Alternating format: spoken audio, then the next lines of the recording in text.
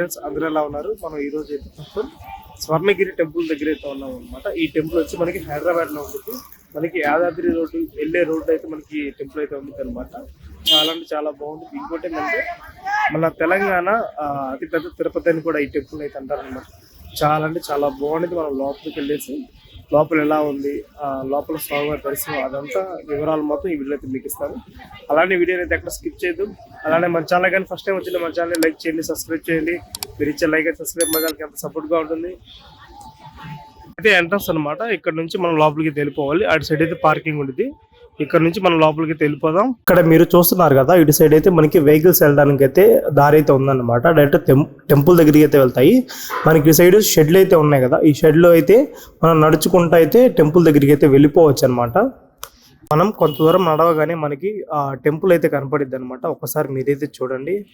మనకి ఇక్కడ నుంచి టెంపుల్ వ్యూ మొత్తం కనపడుతుంది చూడండి. మనకి ఇక్కడ ఒక రథం అయితే ఉంది కదా, అది బ్రహ్మరథం అంటారనమాట.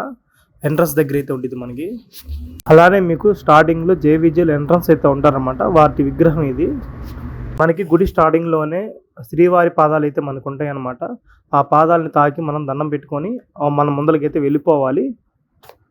ఇక్కడ చూస్తున్నారు కదా స్టెప్స్. మనకి తిరుపతిలో అలిపిరి దగ్గర మెట్ల మార్గంలో స్టెప్స్ అయితే ఎలా ఉంటాయో సేమ్ ఇక్కడ కూడా ఏంటంటే మనకి కొంత దూరం అయితే మనకి మెట్ల మార్గం అయితే ఉండిద్ది అనమాట.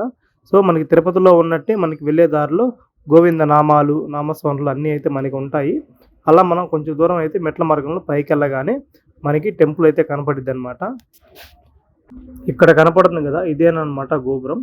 మనకి ఇక్కడ ఎంట్రన్స్ అయితే ఉంది. మనం ఇక్కడ నుంచి క్యూ లైన్లోకి అయితే వెళ్ళాలన్నమాట.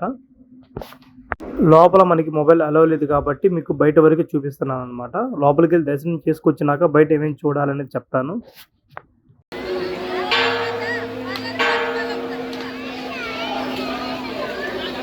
మీరు కానీ ఈ స్వర్ణగిరి నైట్ పూట వచ్చారంటే మీకు చాలా బాగుండిద్ది అనమాట. లైటింగ్ వేస్తారు, మొత్తం గోల్డిష్లో మెరుస్తూ ఉండిద్ది. చాలా బ్యూటిఫుల్గా ఉండిద్ది. ఒక్కసారి ఇక్కడైతే మీరు చూడండి, గుడి ప్రాంగణం మొత్తం అయితే కనబడుతుంది అనమాట. మీకు చాలా పెద్దదనమాట ప్రాంగణం మొత్తం. సో మనకి బయటికి వచ్చిన తర్వాత మనకి కొన్ని ప్లేసెస్ అయితే ఉన్నాయన్నమాట బయట చూడాల్సినవి. అవి కూడా చూపిస్తాను మీకు. ఒక్కసారి ఇక్కడైతే చూడండి, గుడి గోపురం మీద శిల్పాలు అయితే చాలా అందంగా చెక్కారనమాట. పైన కలశాలు అనేది చాలా బాగుంది గోపురం అనేది.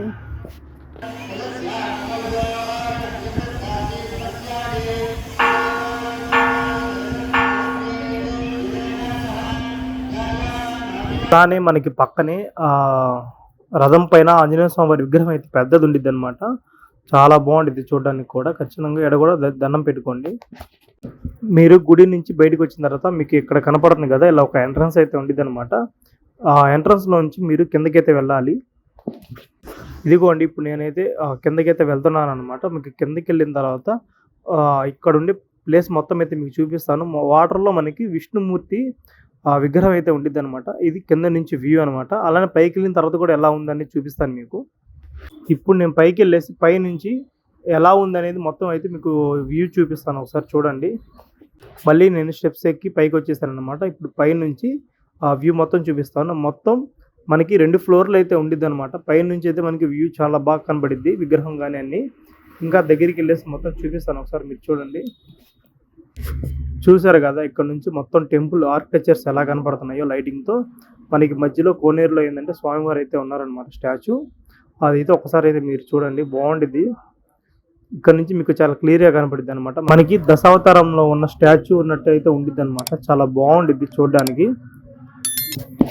మీరు కానీ స్వర్ణగిరి కానీ వస్తే ఖచ్చితంగా నైట్ పూట అయితే ఉండి స్టే చేయండి. చాలా బాగుండిద్ది అనమాట లైటింగ్లో. అలానే మన వీడియో మీకు నచ్చినట్టయితే మన వీడియోని లైక్ చేయండి, సబ్స్క్రైబ్ చేయండి మన ఛానల్ని. Thank you for watching.